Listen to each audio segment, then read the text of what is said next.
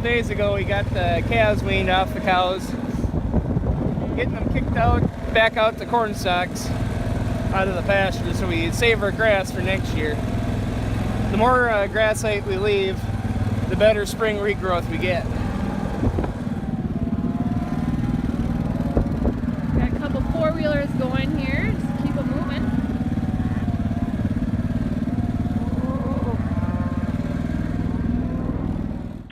Morning, guys. Farmer Clint here with you again. And today we're out here in the feed yard on this nice sunny Sunday afternoon. And I don't know why we're always out here on a Sunday, but I guess that's the way it works. Last month I told you guys that we had just weaned calves, and well, here they are. They're feeling pretty spry and healthy. So the cattle on our farm are a cross of the Black Angus and the Black Simmental breeds. And these guys were born around the end of March to the middle to end of April. And here, like I said, a month ago, they got weaned off the mama cow and brought in here where they're being fed a balanced diet. That diet consists of the corn silage that we briefly talked about last month, and a combination of that and ground corn, ground hay, ground alfalfa, and ethanol distillers grains. So one thing that we really try to work on here at the farm is keeping a real low-stress environment for the calves.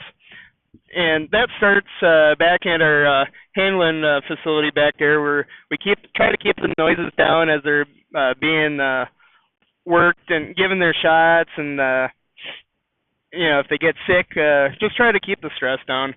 When we first bring them in here, we got stress tubs laying around, and that's a mineral that helps them calm down from the stress of being weaned and gets them onto eating feed and everything. And just the quicker you get them on the feed, the less chances there are to get sick with either a cold or pneumonia or any other sickness. Another thing is we try to keep as clean of a bedding structure out here as we can. This is the same coarse stock residue that I showed you last month. We'll be baling this up here in this next week before Thanksgiving. And this is getting a little dirty. We'll be needing to bed them down here the next day or two.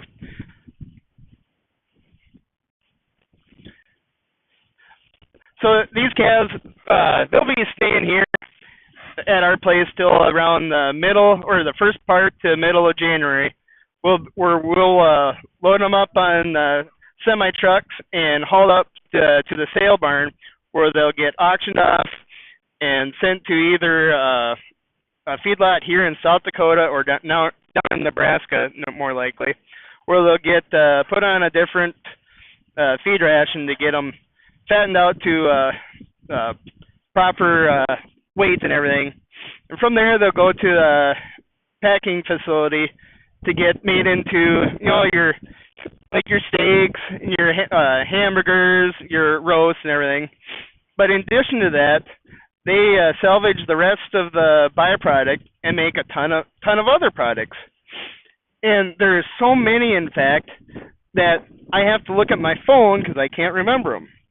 So some of the products that comes from the bones and the horns and the hooves are, we got combs and toothbrushes here, and like bandage strips, abrasives, and like dice for playing card games. Out of the fats and fatty acids, you got chewing gum, makeup, hand soap, dish soap, and some cosmetic products. Probably the most common thing that you would think of a cow is their hide, which you get leather, which makes leather couches, leather seats in your vehicles, and being that it's Sunday, we got football. Well, it's called the pigskin football, but the football is made out of cowhide, so whoever wants to look that up can see how they figured that name out. Lastly, products out of their intestines. is for you guys that play either a musical instrument or sports. You know, you got your string instruments, and your tennis rackets. So as you can see, we got the dogs inside here with us and enjoying the warmth in here. Thought I'd talk about quick two areas that we really rely and get advice and help from. That's our animal nutritionists and our local veterinarians. Not only do they help keep our herd, the proper nutrients and energy to get them to survive the winter and everything, but they're also, the veterinarian side, or helping us pick out the proper vaccines and really helping to keep our herd health the way we want to, to keep them good and healthy.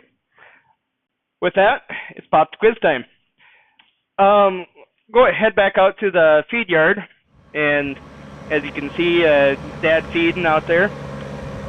We feed them 2 times a day with a total pounds of 7,200 pounds, and with there being around 250 head out there, how many pounds per head are they getting in their total ration per day?